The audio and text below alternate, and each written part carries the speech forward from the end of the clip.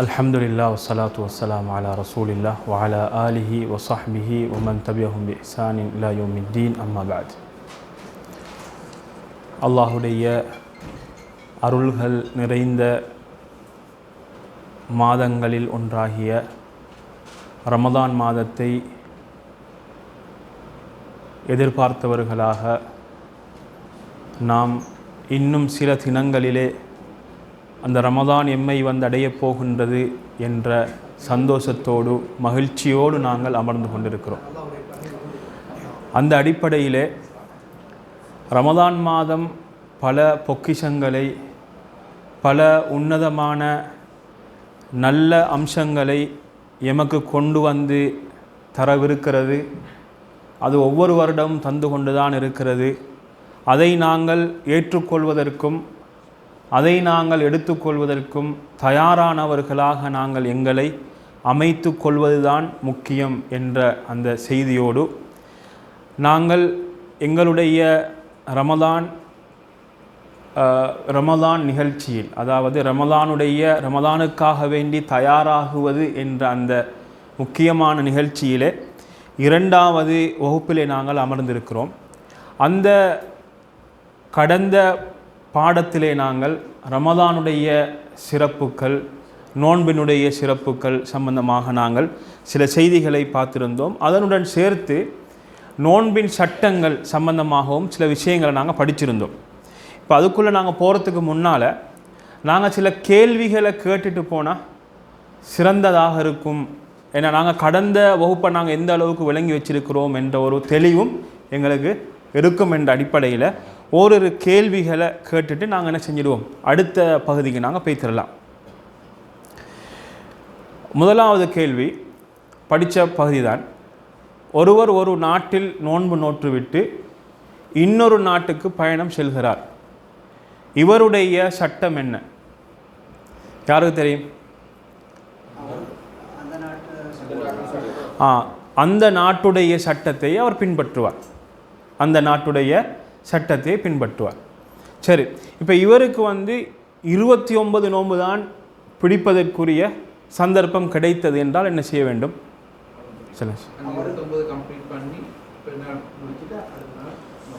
பெருநாள் முடித்ததுக்கு பின் என்ன செஞ்சு கொள்வார்? அந்த ஒரு நாளை கலா செய்து கொள்வார். என்றால் 29 நோன்பு கிடையாது இல்லையா? ஒரு மாதத்தில் 29 நாட்கள் கிடையாது. அப்போ இவர் என்ன செஞ்சு கொள்வார்? இவர் வந்து ஒரு நாள் என்ன செஞ்சு கொள்வார்? பெருநாளைக்கு பின்னால் ஒரு நாளை கலா செய்து கொள்வார். சரி, இவருக்கு 31 ஆனால் என்ன செய்வார்? நோன்பு உடனும் பிடிக்கணுமா உடனுமா? நோன்பு பிடிக்க அவசியம் இல்லை. சரி, நாங்கள் முதலாவது சென்னத்துக்கு மாற்றமாக இப்போ நீங்கள் பதில் சொல்கிறீங்க. முதலாவது நீங்கள் என்ன சொன்னீங்க? அந்த நாட்டுடைய சட்டத்தை இவர் பின்பற்ற வேண்டும் அப்படின்னு சொன்னோம் இல்லையா? அப்போ இவர் என்ன செய்யணும்? அங்கே என்னமோ அதைத்தான் அவர் பின்பற்றணும். சரியா? அவர் எந்த நாட்டில் இருக்கிறாரோ அந்த நாட்டுடைய சட்டத்தை அவர் பின்பற்ற வேண்டும். சரி, இனி அந்த நாட்டில் இனி அந்த இடத்துல வந்து அவருக்கு அதுதான் அந்த சட்டம் தான். சரியா? சரி, 29 பிடிச்சாருன்னா அவர் என்ன செய்வார்? ஒரு நாளை கதா செய்வார். இல்லை, ஒரு மாதம் வந்து 29 இல்லை, ஒரு மாதம் வந்து என்ன செய்யணும்? 30. ஒரு மாதம் வந்து 30 என்ற அடிப்படையில் வந்து அவர் என்ன செய்வார்? அதை பிடிச்சி கொள்வார். சரியா? சரி, இப்போ பகல் நேரத்தில், ரமதானுடைய பகல் நேரத்தில் ஒருவர் இஸ்லாத்துக்கு வராரு. ரமதானுடைய பகல் நேரத்தில் இப்போ ஒருவர் இஸ்லாத்துக்கு வந்தார் அப்படின்னு சொன்னால் இப்போ இவருடைய நிலை என்ன? அந்த நேரத்திலிருந்து அவருடைய நோன்பு ஆரம்பமாகிறது. அப்போ அன்றைய நாள் அவர் கதா செய்யணுமா? தேவையில்லை. அவர் என்ன செஞ்சு கொள்ளணும்? அந்த நேரத்தில் இருந்து அவர் நோன்பு என்ன செஞ்சிடுவார்? ஆரம்பித்து விடுவார். சரி,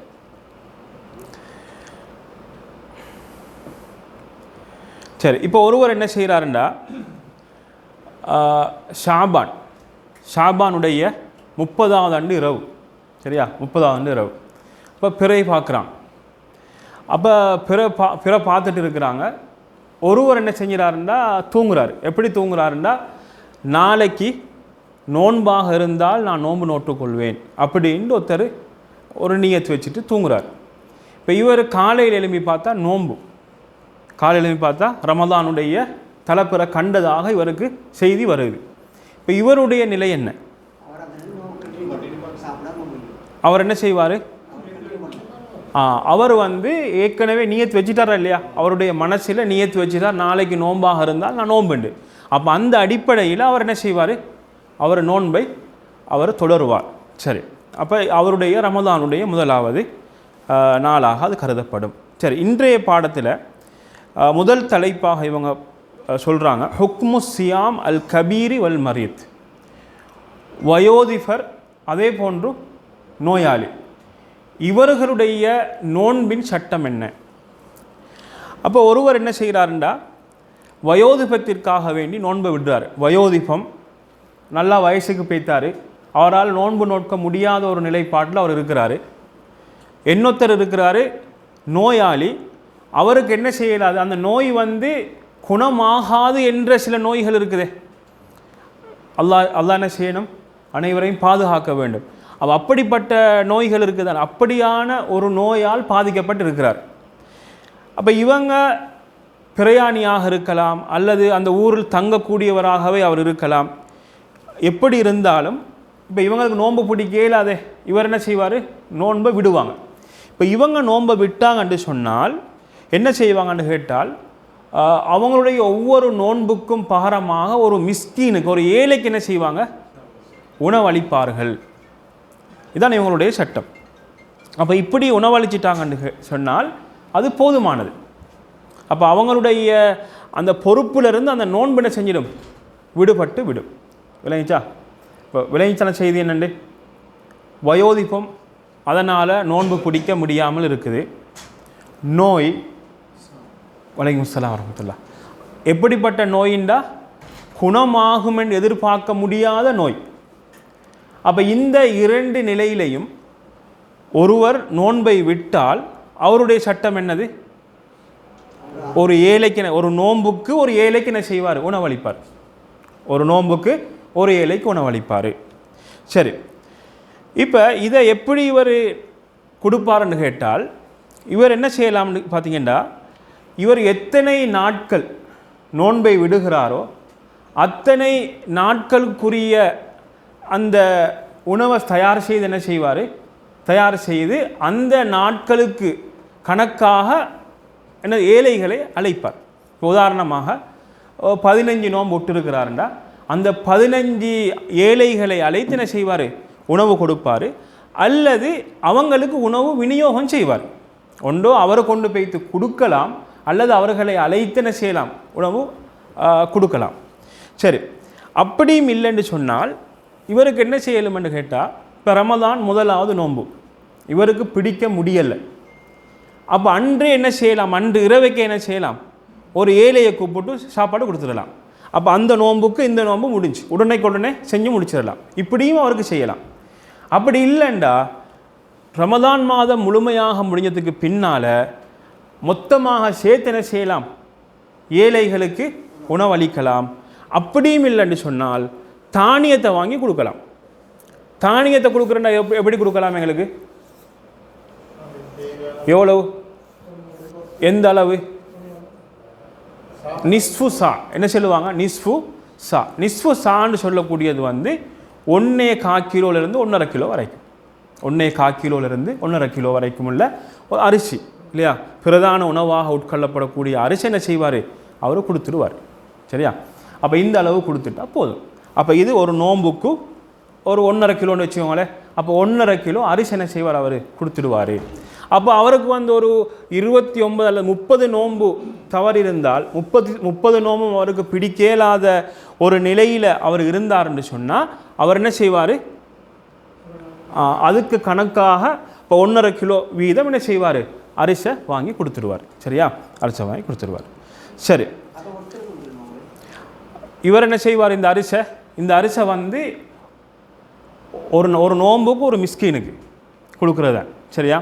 இப்போ ஒன்றோ இப்போ நாங்கள் இதில் 2 விதம் சொன்னோம். ஒன்று சொன்னோம் என்னென்னா, ஒரு நோன்புக்கு ஏழைகளை அழைச்சி நீங்கள் சாப்பாடாக கொடுக்குறேன்டா அந்த நோன்பு கணக்கான இந்த ஆக்கள் அழைக்கணும். இப்போ 10 நோன்புண்டா 10 பேர் அழைக்கணும். சரியா? இப்போ நீங்கள் தானியமாக கொடுக்கிறதாக இருந்தால் நீங்கள் என்ன செய்யலாம்? ஒரு ஆளுக்கே கொடுக்கலாம். ஒரு ஆளுக்கு என்ன செய்யலாம்? அனைத்தையும் கொடுக்கலாம். ஆனால் பகிர்ந்து கொடுக்கிறது சிறந்தது. ஏண்டா எல்லோருக்கும் என்னது அதனுடைய அதாவது நலவு போய் சேரணும் என்பதற்காக வேண்டி பகிர்ந்து கொடுக்கிறது சிறந்தது. சரி, இப்போ இதில் இன்னொரு பகுதி இவங்க சொல்கிறாங்கண்டா மன் அசாபஹுல் ஹரஃப் வத்தஹ்லீத் ஃபலா சியாம அலைஹி. இப்போ சிலர் இருக்கிறாங்கன்னண்டா அவங்களுக்கு ஞாபகமே இல்லை, நினைவு அற்றவர்கள் இருப்பாங்க சிலவங்க. அவங்களுக்கு என்ன கிடையாது? ஞாபகமே இல்லை.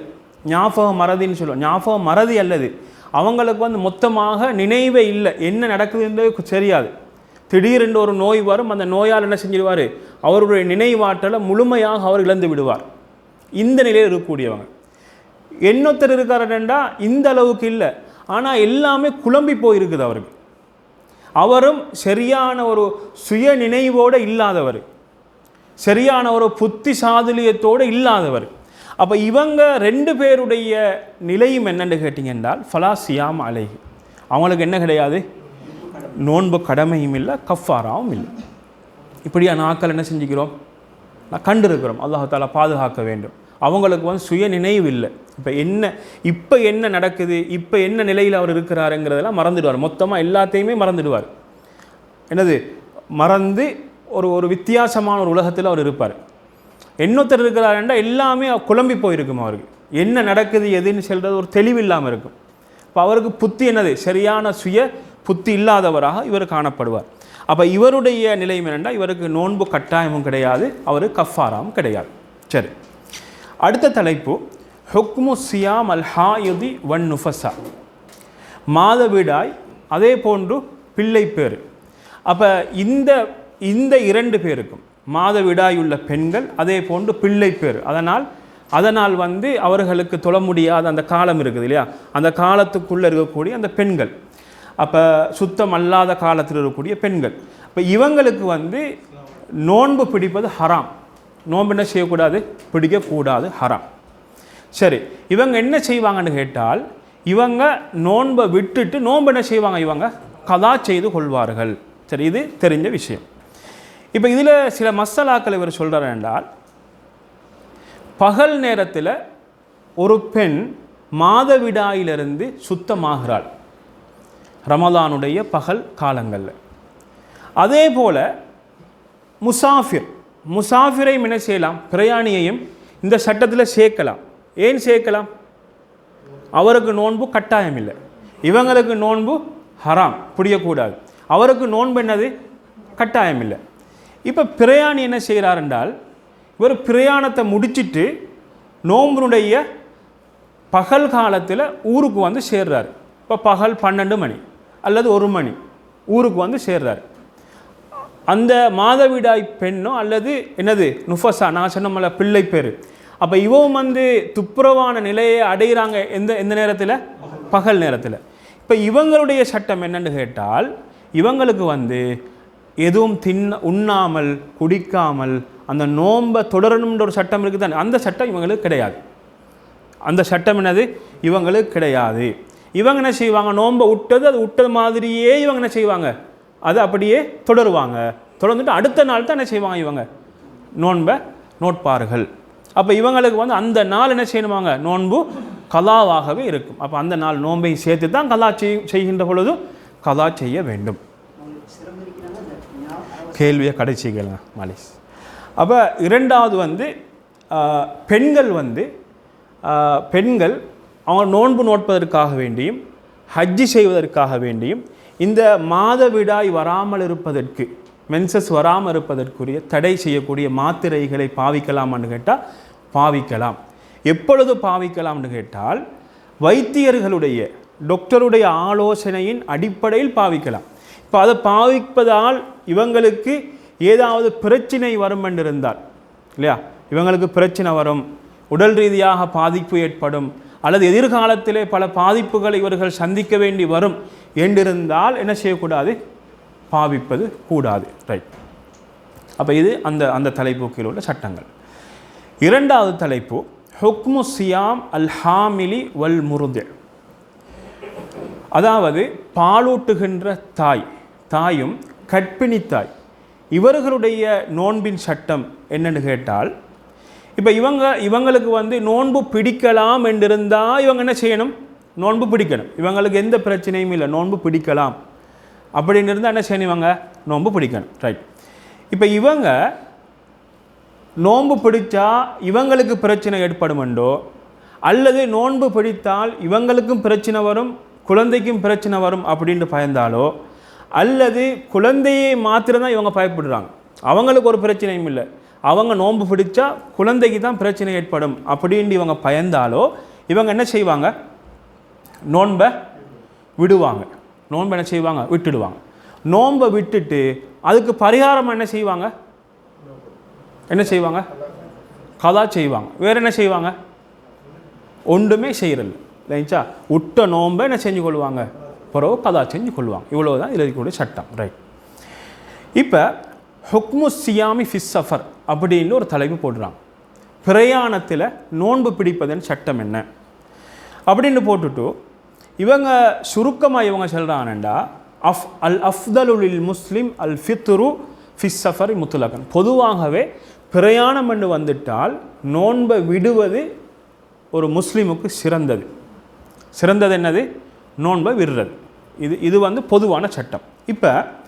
இப்போ நாங்கள் தனித்தனியாக அதை பிரித்து பார்க்குற நேரத்தில், ரமதான் காலத்தில் ஒரு ஆள் இருக்கிறாரு, அவருக்கு நோன்பு பிடிக்கிறது கஷ்டம் இல்லை, அவருக்கு நோன்பு பிடிக்கிறதெல்லாம் என்ன இல்லை, கஷ்டமான ஒரு விஷயம் இல்லை அப்படின்டா இவருக்கு நாங்கள் என்ன சொல்லுவோம்?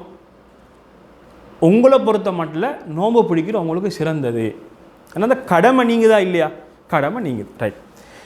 இன்னொருத்தர் இருக்கிறாரு, அவருக்கு வந்து நோன்பு பிடிச்சா அவருக்கு கஷ்டம்டா உயிர் போகிற அளவு கஷ்டம் இல்லாமல் இல்லை, இந்த பெரிய அளவுக்கு அந்த பாதிப்பெல்லாம் எடுப்பாங்க, ஆனால் அவருக்கு ஒரு கஷ்டம் அப்படின்ட்டு வந்தால் நாங்கள் அவருக்கு என்ன சொல்லுவோம்?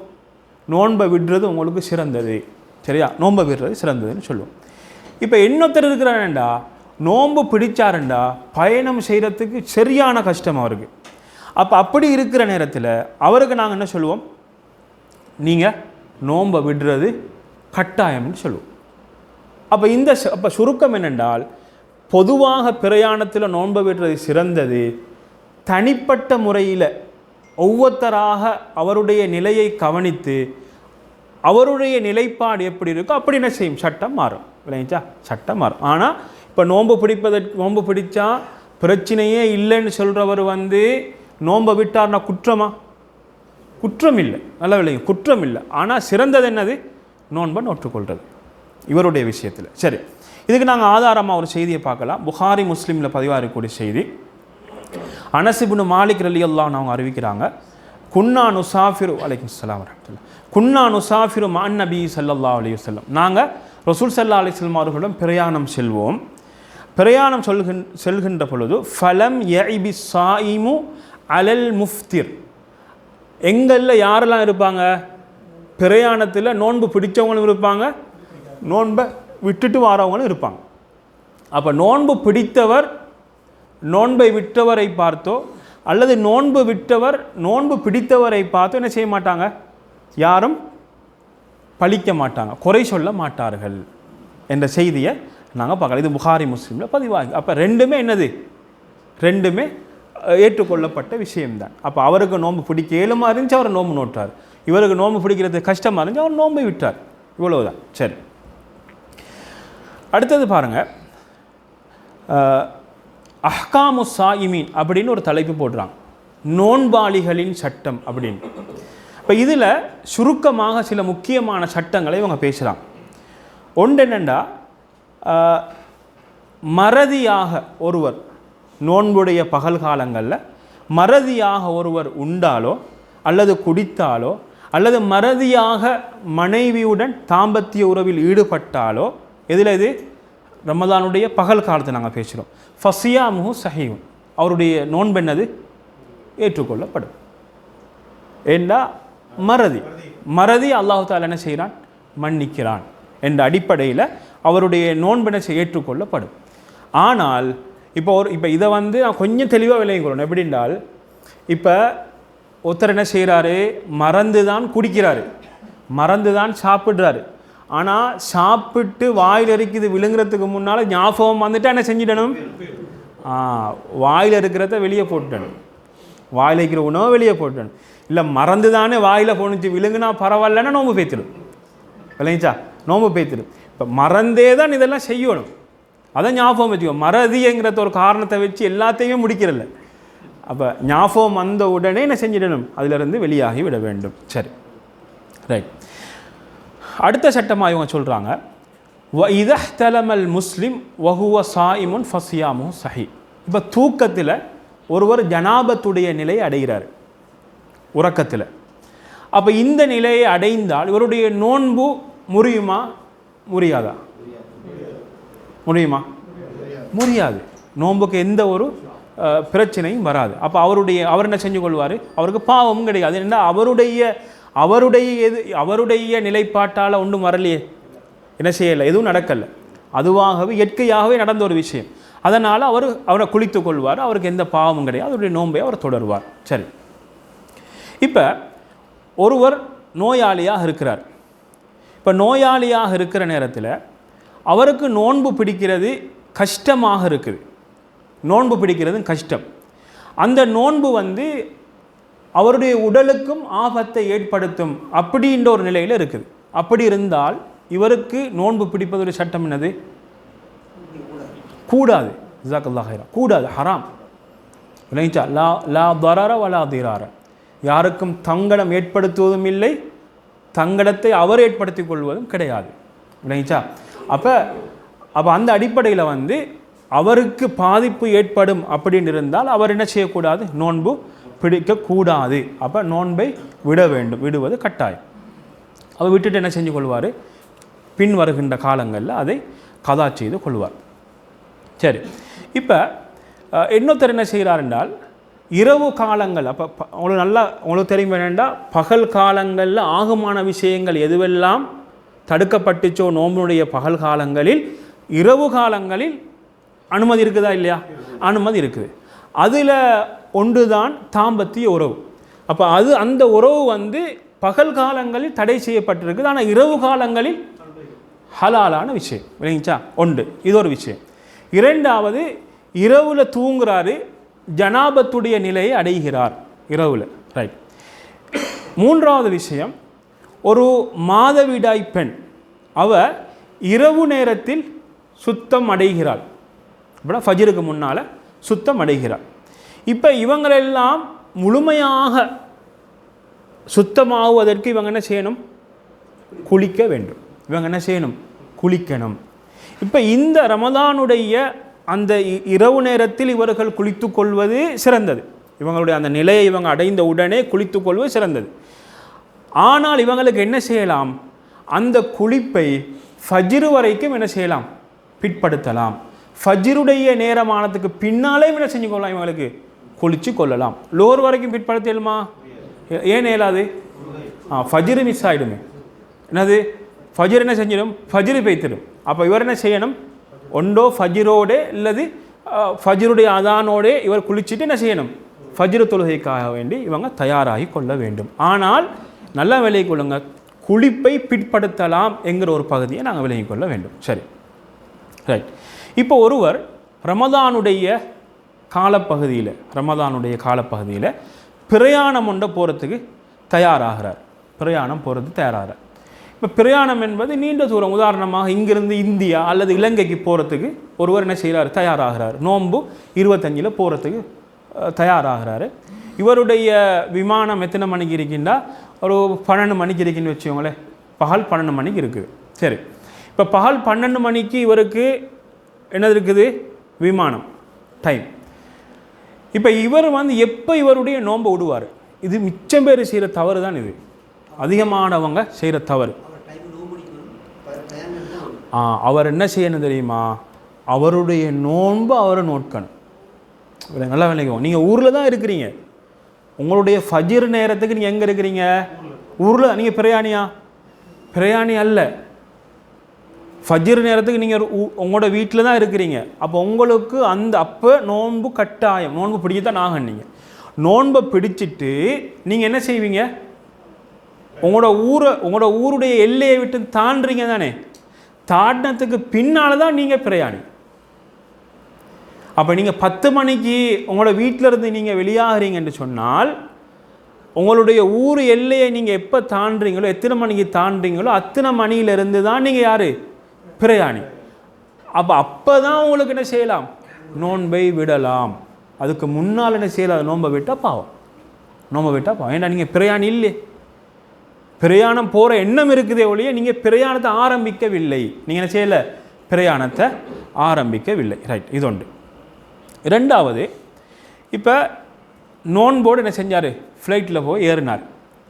அப்போ ஏறி இப்போ ஃப்ளைட் என்ன செய்யுது? பறக்கிறது தயாராகுது.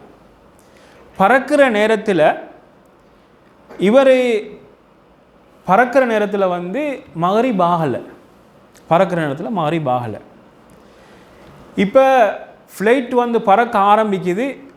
இவருக்கு வந்து மகரிப் ஆகிறதுக்கு எண்ணம் கீழறியக்குள்ளே மகரிப் ஆகிறதுக்கு 1/2 மணித்தியாலம் தான் இருந்துச்சு. 1/2 மணித்தியாலத்தில் அதுதான். இப்போ மேலே போனதுக்கு பிறகு 1 hour 2 hour ஆகுது. எண்ணம் சூரியன் மறைஞ்ச மாதிரி இல்லை, சூரியன் விளங்குது. சரியா? இப்போ இவருடைய சட்டம் என்ன? இவருடைய அந்த நேரத்தை 1/2 மணித்தியாலமோ 1 மணித்தியாலமோ அதை கவனித்து நோன்பை திறக்கலாமா, அல்லது வந்து இவர் எங்கே இருக்கிறாரோ அந்த இடத்துல சூரியன் மறையணுமா அப்படின்னு கேட்டால் இவருக்கு சூரியன் மறையணும். இவருக்கு என்ன செய்யணும்? சூரியன் மறையணும். இல்லைங்களா? அப்போ அது வரைக்கும் அவர் என்ன செய்வார்? எதிர்பார்த்து இருப்பார். ரைட், சரி. இன்னொரு சட்டம் பாருங்கள். இதில் இப்போ ஒருவர் என்ன செய்கிறாருன்னா இரவுன்னு நினைச்சிட்டு சாப்பிட்றார். நடக்குமா? நடக்காதான்? நடக்குமா? நடக்கும் இல்லையா? நடக்காதுன்னு ஒன்றும் இல்லை, நடக்கும். இரவுன்னு நினச்சிட்டு சாப்பிட்டார். சாப்பிட்டுட்டு பார்த்தா அது என்ன செஞ்சிட்டு ஃபஜ்ர் உதயமாகி 7-8 மணி ஆகிட்டு. அப்போ இவருடைய நோன்புடைய சட்டம் என்ன? இதே மாதிரி ஒருத்தர் என்ன செய்கிறாரு? சூரியன் மறைந்து விட்டது, சூரியன் மறைந்து விட்டது அப்படின்னு நினச்சிட்டு இவர் என்ன செய்கிறாரு? சாப்பிட்றாரு. அப்படின்னா அவருக்கு நோன்பு திறக்கிறதுடைய நேரம் ஆகிட்டு அப்படின்ட்டு சாப்பிட்றாரு. அங்கே பார்த்தா இன்னும் நேரம் இருக்குது, சூரியன் மறையல்ல. அப்போ வேறு ஏதோ ஒரு காரணத்துக்காக வேண்டி இருள் சூழ்ந்து இருக்குது, ஆனால் நேரம் ஆகலை. இப்போ இந்த 2 நேரத்திலையும் இப்போ இவருக்கு என்ன இருக்குது? இவருக்கு என்ன இருக்குது? இவருடைய நோன்பு ஏற்றுக்கொள்ளப்படும். இவருடைய நோன்பு ஏற்றுக்கொள்ளப்படும். இவர் என்ன செய்வார்? இவருடைய நோன்பை இவர் தொடருவார். இவர் கலா செய்யணுமா? நோன்பு ஏற்றுக்கொள்ளப்படும்னா என்ன செய்ய தேவையில்லை? கலா செய்யணுமா? கலா செய்ய தேவையில்லை. சரி, இது நடக்க சான்ஸ் இருக்குது. எது நடக்க சான்ஸ் இருக்குண்டா, நீங்கள் பாருங்கள், சில ஊர்களில் வந்து முஅத்தின்மார்கள் வந்து நேரம் தெரியாமல் அதான் செல்வது இருக்குது தானே. இப்போ முஅத்தின் என்ன செய்வார்னா சில நேரங்களில் வந்து அசருக்கு பிறகு தூங்கிடுவார். அசருக்கு பிறகு தூங்குவார். அன்றைய நாள் வந்து மலைக்கு இருட்டி இருக்கும். சரியா? மலைக்கு இருட்டி இருக்கும். அப்போ கடும் இருட்டாக இருக்கிற நேரத்தில் எழும்புவார். எழும்பி பார்த்தா நேரமும் என்னது? அந்த தூங்குன கண்ணுக்கு வித்தியாசமாக விளங்கும். அதான் சொல்லி சிலர் போய் நிப்பாட்டின வரலாறுகள் நடந்திருக்கு. அப்போ இப்படியா நிலைகள் வரலாம். ஆனால் இவர் உண்மைக்குமே இவருடைய நிலைப்பாடு என்னென்னா, இது மகரிபாயிட்டு அல்லது இரவு எண்ணம் மிச்சம் இருக்குது அப்படின்னு தான் இவர் சாப்பிட்டார். வேணுமென்று இவர் செய்யலை, தவறுதலாக நடந்தது. அதனால் இவர் மன்னிப்பு வழங்கப்படும், இவருடைய நோன்பினை செய்யப்படும், ஏற்றுக்கொள்ளப்படும். சரி, இப்போ இன்னொரு விஷயம் இருக்குது. என்னென்னா, இவர் நோன்பை விடுறாரு, இவருக்காக வேண்டியில்லை. நோன்பை விடுறாரு, இவருக்காக வேண்டியில்லை, இன்னொருத்தருக்காக நோன்பு விடுறார். அது எப்படி நடக்கிறது? இன்னொருத்தருக்காக வேண்டிண்டா இன்னொருத்தரை காப்பாற்றணும், இன்னொருத்தருடைய நலவை கருதி நோன்பை விடுறார். இப்போ இவருடைய சட்டம் என்ன அப்படின்னு கேட்டால், இவருடைய சட்டம் என்னது? இவருடைய நோன்பு வந்து இப்போ நோன்பை விட்டுட்டாரே. இப்போ உதாரணம் வச்சுக்கலாம், ஒருத்தர் தாழ்றாரு, தண்ணியில் தாண்டு கொண்டு இருக்கிறார். அப்போ இவருக்கு நோன்போட பேத்தி செய்ய இயலாது. அவருக்கு தெரியும் அதுக்குள்ளே போனால் நோன்பு விடுபட்டுடுமெண்டு. ரைட்.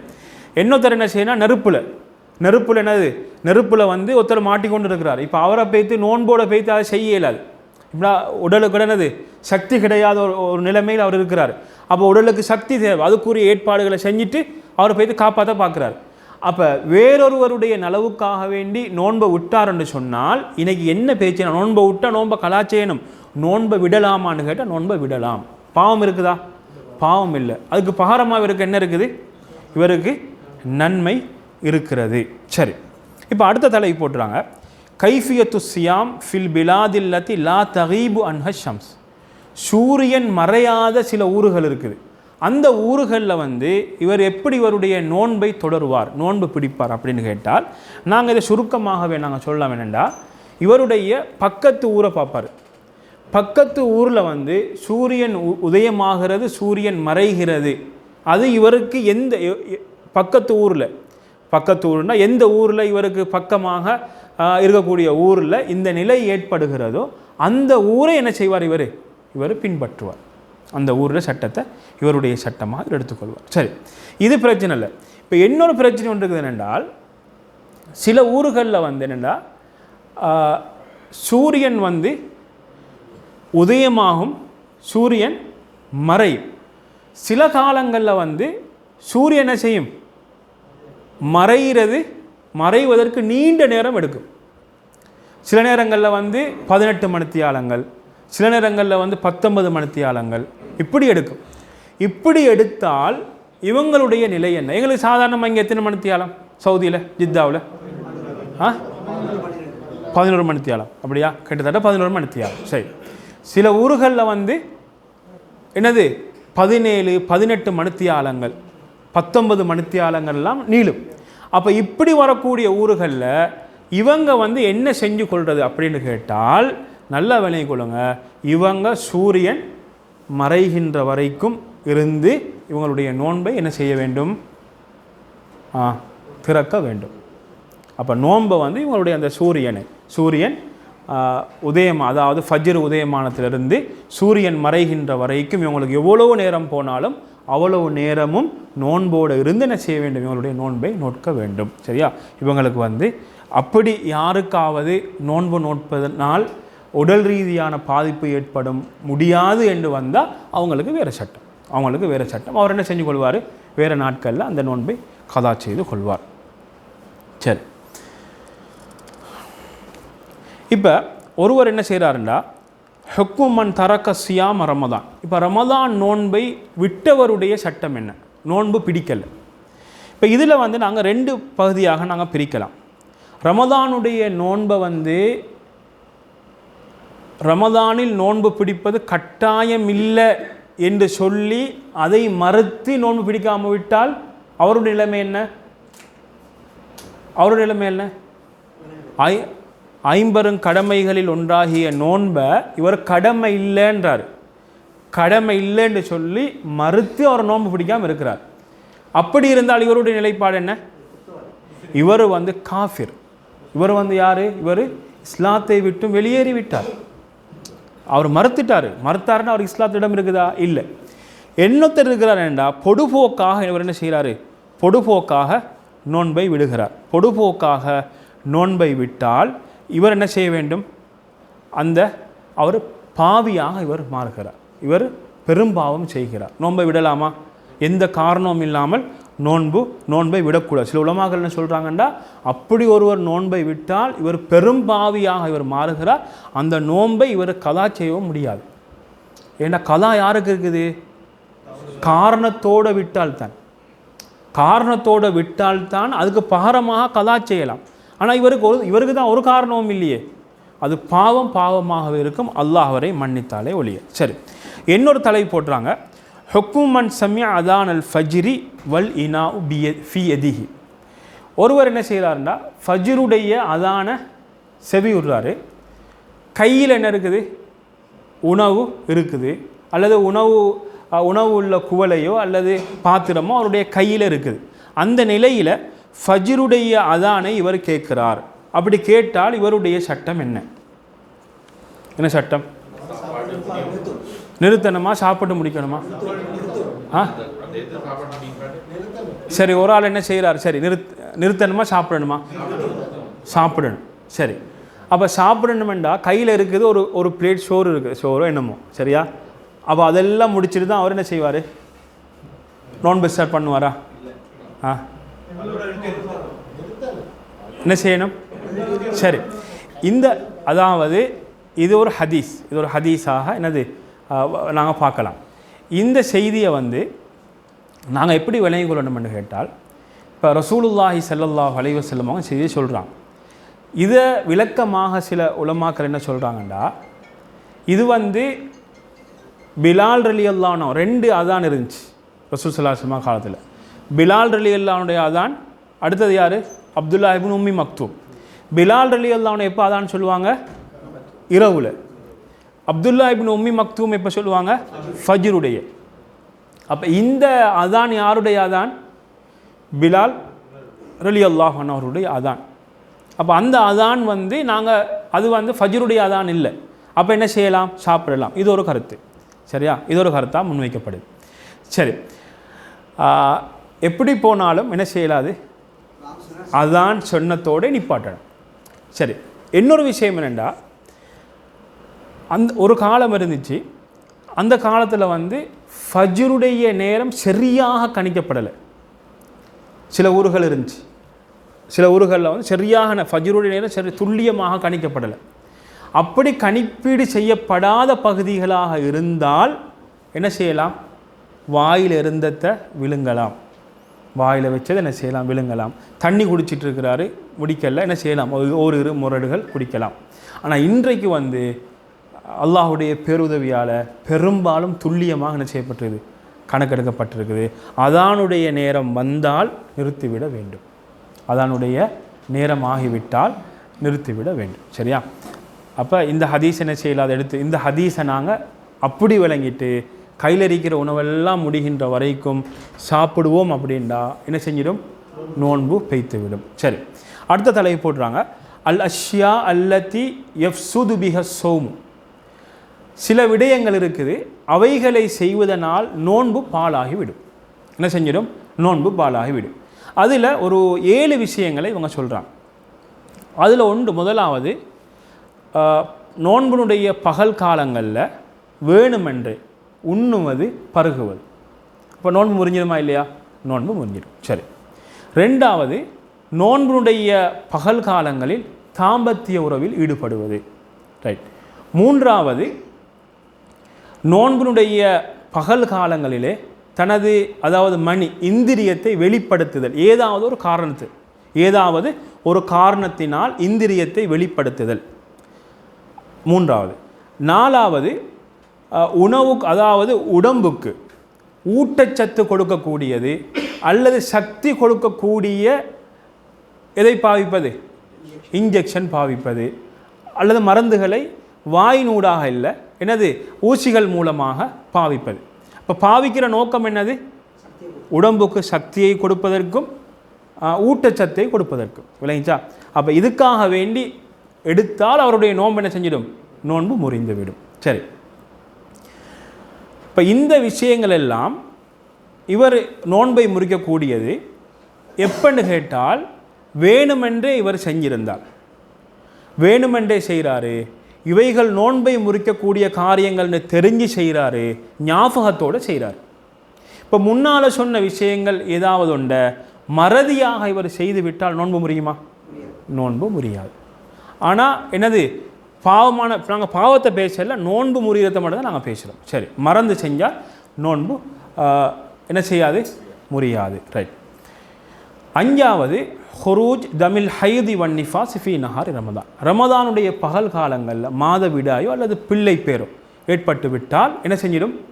நோன்பு முறிந்துவிடும். 6வது அல்லாஹ் பாதுகாக்க வேண்டும், இஸ்லாத்தை விட்டும் ஒருவர் வெளியேறி விட்டார்ண்டா அன்றைய நோன்பு என்ன செஞ்சிடும்? நோன்பு முறிந்துவிடும். சரி, 7வது இவங்க காட்டுறாங்க சிறுநீரக சுத்திகரிப்பு. சிறுநீரக சுத்திகரிப்பு சுத்திகரிப்புக்கு என்ன சொல்வேன் நாங்கள்? டயாலிசிஸ்ன்னு சொல்லுவோம் இல்லையா?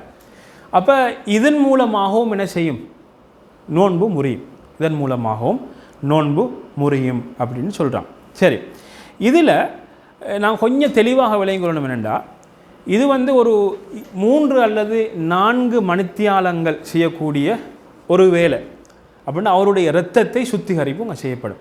இப்போ இரத்தத்தை சுத்திகரிப்பு செய்கின்ற பொழுது அந்த நேரத்தில் வந்து அந்த ஏதாவது திரவ பொருட்கள் அந்த சுத்திகரிப்பதற்காக வேண்டி பாவிக்கப்படும் என்று சொல்லியிருந்தால் என்ன செஞ்சிடும்?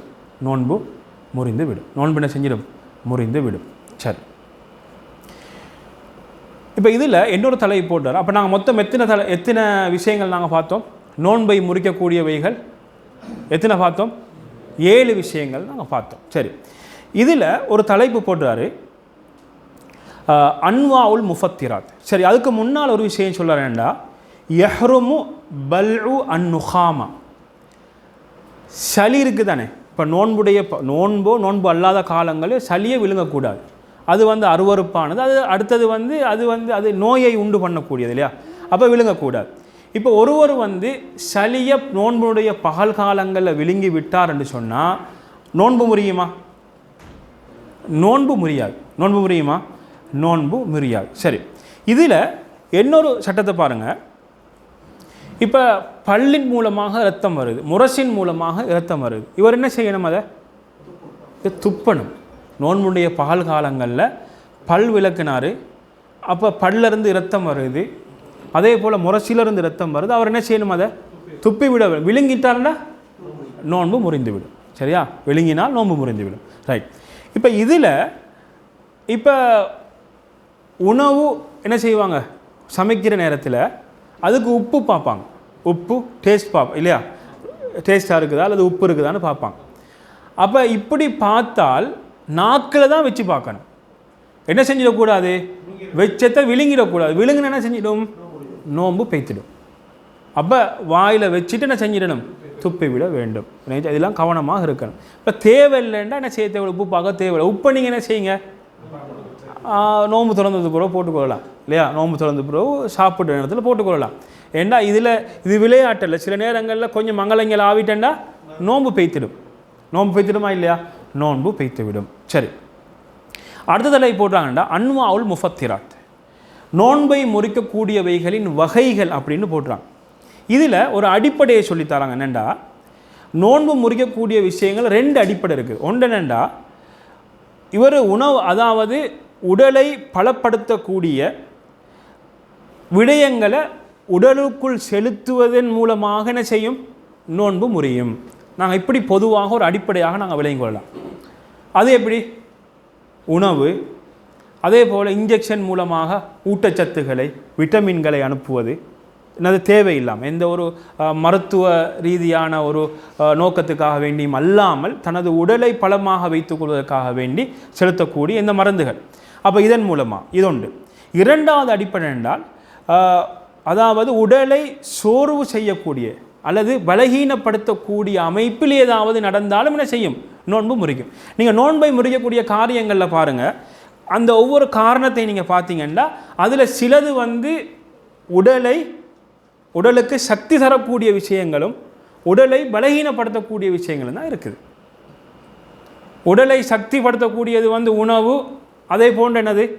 இன்ஜெக்ஷன் மூலமாக ஊட்டச்சத்துக்களை செலுத்துதல். ரைட். உடலை பலகீனப்படுத்தக்கூடியது என்னது? என்ன இருக்குது? என்ன பார்த்தோம்? என்ன சொல்லலாம்? உதாரணத்துக்கு விளையாட்டுனா நோவு முறியுமா?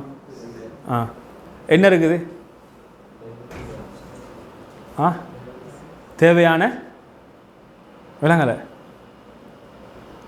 தாம்பத்திய உறவில் ஈடுபடுவது உடம்பை என்ன செய்யும்? பலகீனமாக்கும். வேற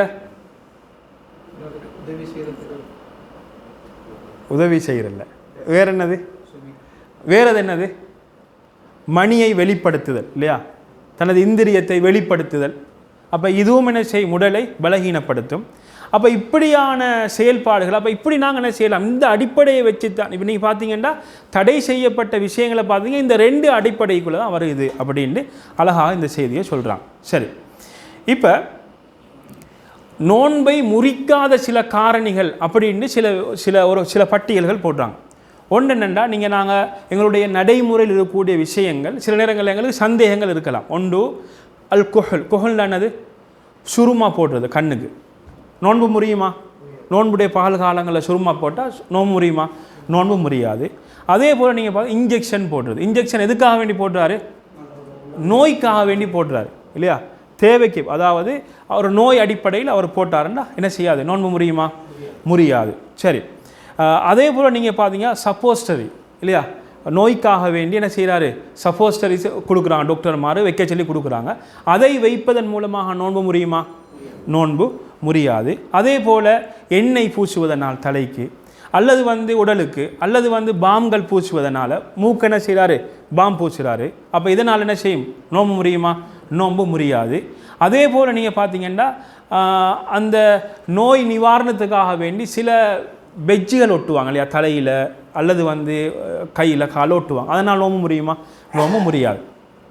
அதே போல் நீங்கள் பார்த்தீங்கன்னு சொன்னால் வாசனை திரவியங்கள் பூசுவதனால் நோம்பு முறியுமான்னு கேட்டால் முறியாது. அது தடையும் இல்லை. வாசனை திரவியங்கள் என்ன செய்யலாம்? பூசிக்கொள்ளலாம். அதே போல் நீங்கள் பார்த்தீங்கன்னா கண்ணில் மூக்கில் அதே போல் காதில் விடுகின்ற சொட்டு மருந்துகள் இவைகள் விடுவதனால் நோன்பு முறியுமா? நோன்பு முறியாது.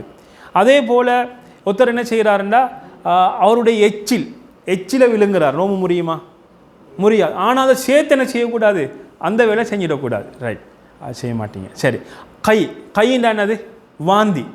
ஒருவருக்கு வாந்தி வருகுது, வாந்தி இவராக எடுக்கிறது இல்லை, வர வைக்கிறது இல்லை, தானாக வாந்தி வந்தால் நோன்பு முறியுமா? நோன்பு முறியாது. அதே போல் ஹிஜாமா செஞ்சால் நோன்பு முறியுமா? நோன்பு முறியாது. ஹிஜாமா செஞ்சால் என்ன செய்ய? நோன்பு முறியாது. அதே போல் ரத்தம் என்ன செய்கிறாரு? எடுக்கிறார். எதுக்காக வேண்டி எடுக்கிறாரு? எதுக்கு எடுக்கிறாரு? டெஸ்ட் பண்ணுறதுக்காக வேண்டி எடுக்கிறாரு. அப்போ ஹிஜாமா கூடாண்டா இதுவும் கூடான்னு வந்துடும். அப்போ டெஸ்ட் பண்ணுறதுக்காக என்ன செய்கிறாரு? அந்த ரத்தம் கொடுக்குறாரு. கூடுமா இல்லையா? கூடும். அதே போல் சிலவங்களுக்கு பார்த்தீங்கன்னா மூக்கால் ரத்தம் என்ன செய்யும்? வரும். அதுக்கு என்ன சொல்லுவாங்க? அதுக்கு ருஆஃப்னு சொல்லுவாங்க அரபில், பீனஸ்ன்னு சொல்கிறதா. அப்போ என்னது? அப்போ மூக்கால சிலவங்களுக்கு சில காலங்களுக்கு ரத்தம் கொட்டி கொண்டே இருக்கும். அப்படி ஏதாவது வந்தால் நோன்பு முறியுமா? நோன்பு முறியாது. அதே போல் அவருடைய காயம் என்னது? அவருக்கு புண் ஏற்பட்டு இருக்குது. அப்போ அடிபட்டு புண்ணால் என்ன செய்து ரத்தம் வந்து கொண்டு இருக்குது. அப்போ இதனால் அவருக்கு நோன்பு முறியுமான்னு கேட்டால் முறியாது. பற்கள் கலட்டுவதனால் நோன்பு முறியுமான்னு கேட்டால் நோன்பு முறியாது. அதே போல் வதின்னு சொல்லி 2 திரவியங்கள் இல்லையா, திரவங்கள் ஒரு ஆணுக்கு வெளிப்படலாம். அப்போ இந்த 2 வெளிப்படுவதனால் நோன்பு முறியுமான்னு கேட்டால் நோன்பு முறியாது. ஒரு ஆபாசமான ஏதாவது ஒன்று பார்க்கின்ற பொழுது அல்லது நினைக்கின்ற பொழுது வரக்கூடியதுக்கு என்ன சொல்லுவாங்க? மதின்னு சொல்லுவாங்க. சில நேரங்களில் சிலர் அதை சிந்திக்கின்ற பொழுது வரக்கூடியது.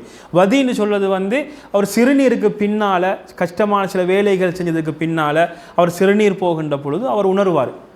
என்னது? ஒரு வலுவலுப்பான ஒரு திரவத்தை அவர் உணர்வார். அப்போ அந்த இவைகள் வெளிப்படுவதனால் நோன்பு முடியுமா? நோன்பு முறியாது. சரி, அதே போல் நீங்கள் பார்த்தீங்கன்னா கடும் சூடாக இருக்குது, குளிக்கிறாரு. எதுக்காக வேண்டி குளிக்கிறாருன்னா குளிராக இருப்பதற்காக வேண்டி குளிக்கிறாரு. அப்போ அதனால் நோன்பு முறியுமான்னு கேட்டால் நோன்பு முறியாது.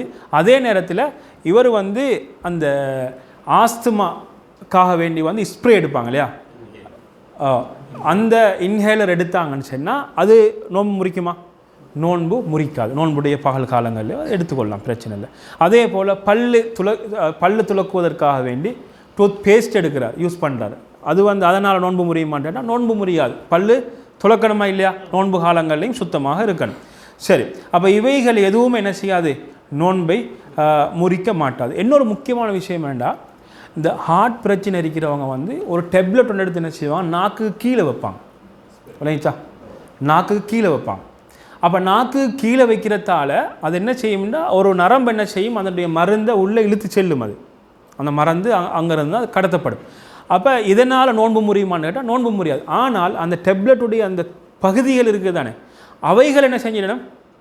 துப்பி விட வேண்டும், விழுங்கி விடக்கூடாது. அதை விழுங்கினாலும் என்ன செஞ்சிடும்? நோன்பு வைத்திடும்.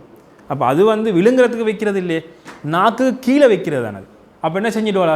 அதை அந்த அதில் வரக்கூடிய துவல்களை பகுதிகளை அவர் துப்பி விடுவார். சரி,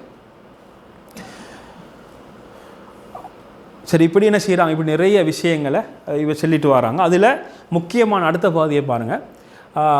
அதாவது ஆப்ரேஷன் செய்யப்படுகின்ற பொழுது சில உறுப்புக்களை ஆப்ரேஷன் செய்யப்படுகின்ற பொழுது அந்த பகுதியை மட்டும் என்ன செய்வாங்க? மறக்க வைப்பாங்க இல்லையா?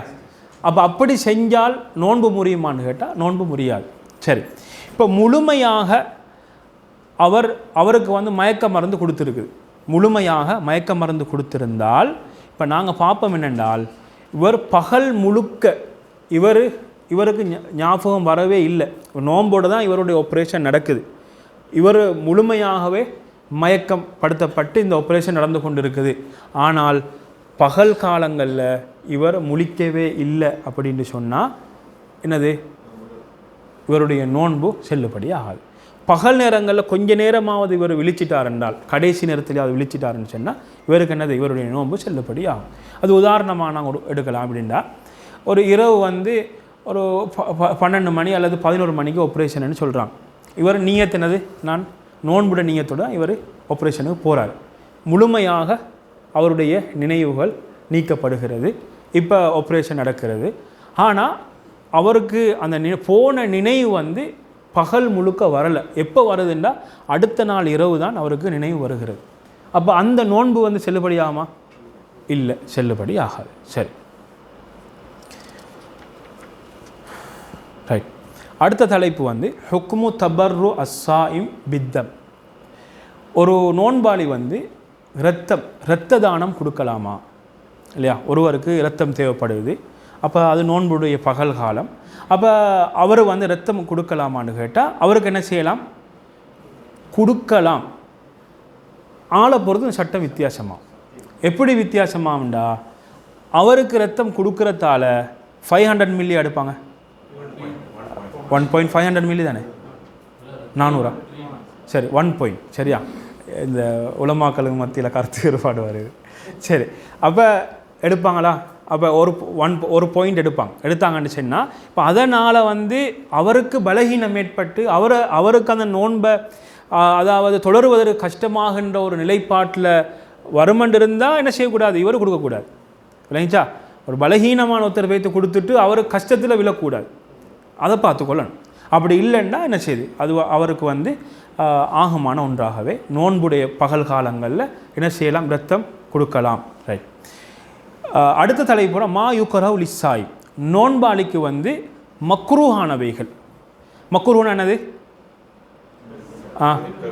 தவிர்க்க வேண்டியவைகள் அப்படின்னு சொல்லலாம். சரி, அதில் ஒன்று என்னென்னா, அவர் மதுமலா இஸ்தின்ஷாக், வாய் கொப்பளிப்பது, அடுத்த மூக்குக்கு தண்ணி எடுப்பது. இதில் அதிகமாக எடுக்கக்கூடாது.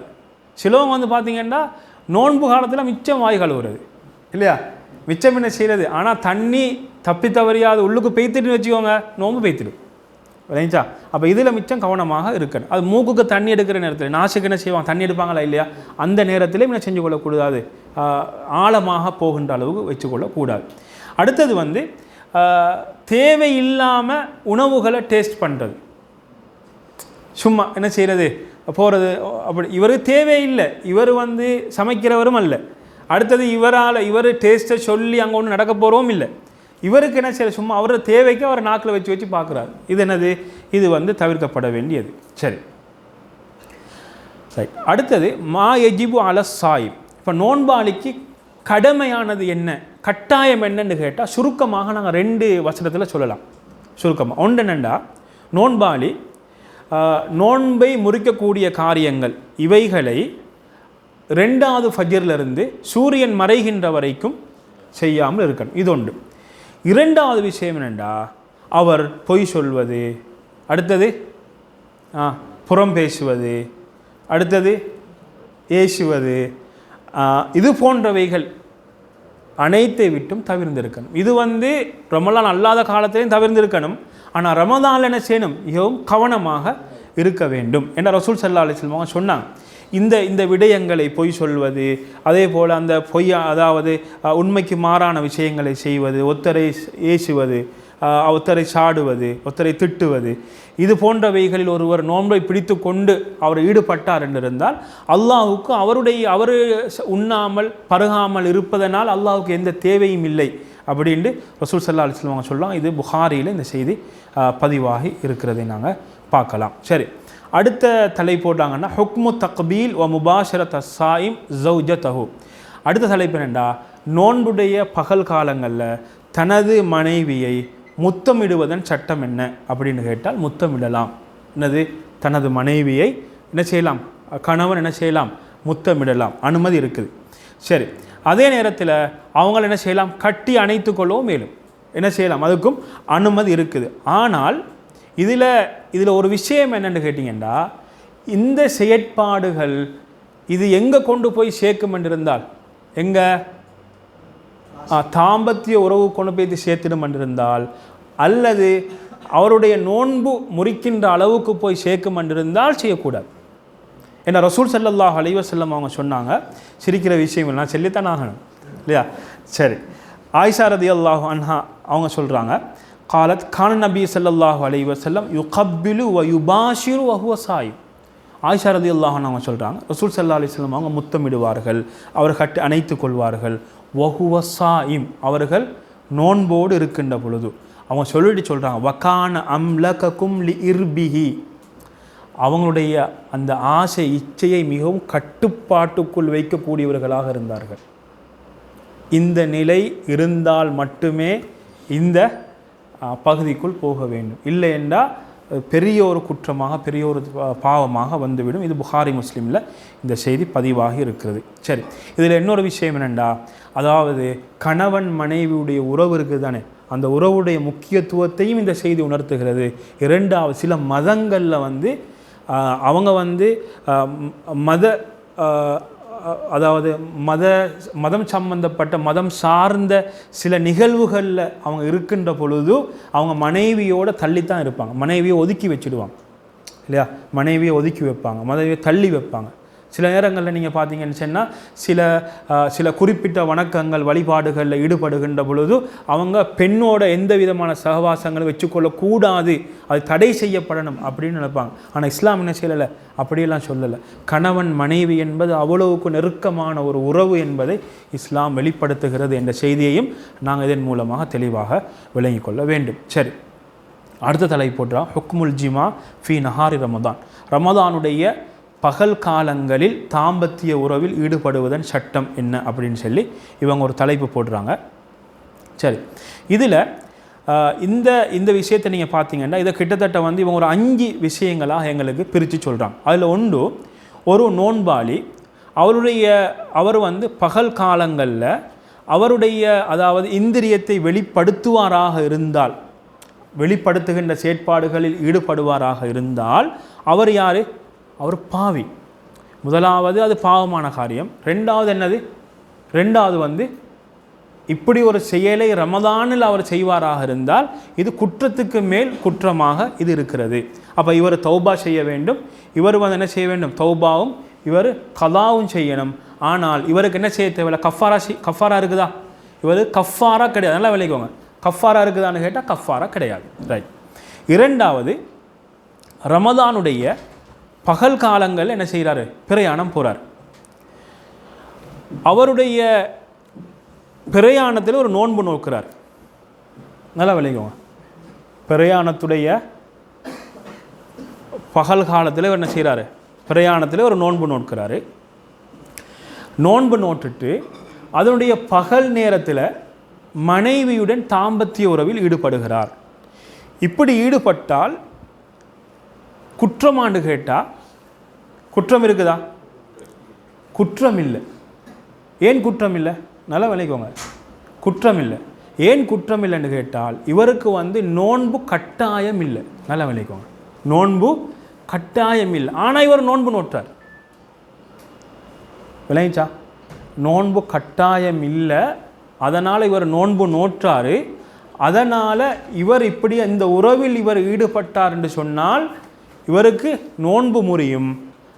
இவருக்கு என்ன செய்ய தேவையில்லை, கஃபாரா கொடுக்கணுமா, கஃபாரா எதுவுமே இல்லை, அவர் கலா செஞ்சால் போதுமானது. ரைட், இது 2 விஷயம்.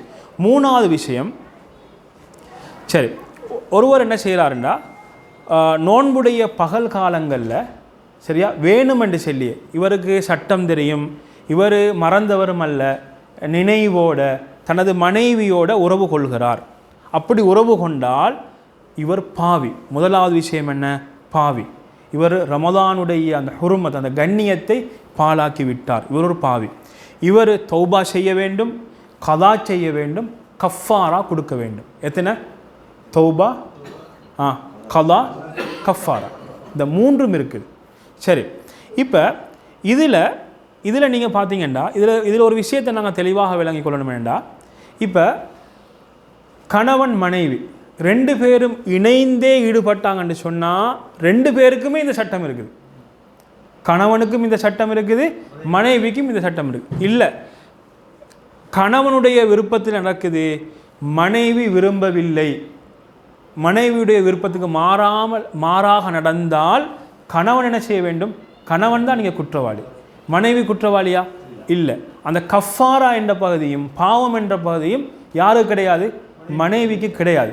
அவள் மனைவி அவள் என்ன செய்ய வேண்டும்? அவள் நோன்பை கதா செய்து கொண்டால் போதுமானது. சரி, அப்போ இந்த பகுதியை விலகிக் கொள்ள வேண்டும். சரி, இப்போ இதில் இப்போ இது இந்த செயல்பாடு என்னது, நோன்பு மாதத்தில் பல தடவைகள் நடந்தால் பல தடவைகளும் என்ன இருக்குது? குத்தம் இருக்குது. நல்லா விளங்குவாங்க, ஒன்றோட முடிகிறது இல்லது. இப்போ ரமதான் காலத்தில் இதெல்லாம் ஏன் தொடர்ந்து சொல்கிறோம்னா கவனமாக இருந்து கொள்ள வேண்டும். அது கவனமாக பகல் காலங்கள் இருந்து கொள்ள வேண்டும் என்ற ஒரு செய்திக்காகவே நாங்கள் சொல்கிறோம். சரி, அப்போ அதில் இதில் பல நாட்கள் தொடராக நடந்தால் அந்த எத்தனை தடவை நடந்திருக்குதோ அத்தனை தடவைக்கும் கஃபாரா இருக்குது. தனித்தனியாக கஃபாரா இருக்கிறங்கிறதை நாங்கள் என்ன செய்யணும்? விளங்கி கொள்ள வேண்டும். சரி, இப்போ என்ன கஃபாரா அப்படின்னு கேட்டால், இதில் நல்லா விளங்கி கொள்ளுங்க, இதில் ஓர்டருக்கு தான் இருக்குது. ஓர்டருக்கு இப்போ உங்களுக்கு ஆப்ஷனாக தரல. எப்படின்னால், முதலாவது ஒரு அடிமையை உரிமையிட வேண்டும். இப்போ ஒரு அடிமையை உரிமையிடுவதற்கு சக்தி இல்லை என்றால், இப்போ அதுக்கு வழி இல்லை அப்படின்னா அடுத்தது என்ன? இதுக்கு போக வேண்டும், நோன்பு நோக்கணும். எத்தனை மாதம்? 2 மாதங்கள் தொடர்ச்சியாக நோன்பு நோக்க வேண்டும். இப்போ தொடர்ச்சியாக நோன்பு நோட்பதற்கு சக்தி இருக்குது, வலிமை இருக்குது அப்படின்னா அதைத்தான் அவர் செய்யணும். அதுக்கு அடுத்ததுக்கு போக இயலாது. தொடர்ச்சியாக என்ன செய்ய இயலாது? நிப்பாட்ட இயலாது, இடையில உடையலாது, தொடர்ச்சியாக என்ன செய்யணும்? அவர் நோன்பு நோக்க வேண்டும். சரி, இப்போ நோன்பு நோட்பதற்குரிய வலிமை இல்லை, அவர் நோயாளியாக இருக்கிறாரு அல்லது வேறு உடல் ரீதியாக பிரச்சனை இருக்குது அப்படின்றால் அவர் என்ன செய்வார்? 60 ஏழைகளுக்கு உணவளிப்பார். என்ன செய்வார்? 60 ஏழைகளுக்கு உணவளிப்பார். ஒவ்வொரு ஏழைக்கும் என்ன செய்வார்? ஒரு 1.25 கிலோலேருந்து 1.5 கிலோ வரைக்கும் உள்ள தானியங்களை இவர் கொடுப்பார். சரி, இதில் இன்னொரு சட்டத்தை நீங்கள் விளங்கி கொள்ள வேண்டாம்.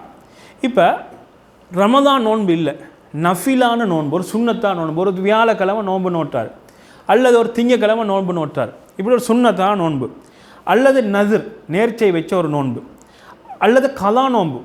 என்ன கலா நோன்பு? ரமதானுடைய கலா நோன்பை வேறொரு நாளில் அவர் நோக்கிறார். அந்த நேரங்களில் இப்படி நடந்தால் இவருக்கு என்ன இருக்குது? கஃபாரா இருக்குதா? கஃபாரா இல்லை. இவர் கஃபாரா இருக்குதா? கஃபாராவெல்லாம் இல்லை. அவர் என்ன செய்யலாம்? அவர் இப்போ கலா நோன்பாக இருந்தால் அந்த கலா நோன்பை என்ன செய்வார்? இன்னொரு நாளைக்கு நோற்றுக்கொள்வார். சுண்ணத்தா நோன்புகளாக இருந்தால், நதுருடைய நோன்பாக இருந்தாலும் இன்னொரு நாளைக்கு அவர் நோற்றுக்கொள்வார். சரிங்கிறத நாங்கள் பார்க்கலாம். இதுக்கு ஆதாரமாக அபூ ஹுரைரா ரலியல்லாஹு அன்ஹு செய்தி புகாரி முஸ்லிமில் பதிவாக இருக்கக்கூடிய ஒரு செய்தி. இதுக்கு ஆதாரமாக நாங்கள் பல தடவைகள் பார்த்துருக்கிறோம். இன்ஷா அல்லாஹ் இந்த அளவோடு எங்களுடைய இந்த வகுப்பை நாங்கள் முடித்துக்கொள்வோம். ஆஹிரு தஅவானா அல்ஹம்துலில்லாஹி ரப்பில் ஆலமீன்.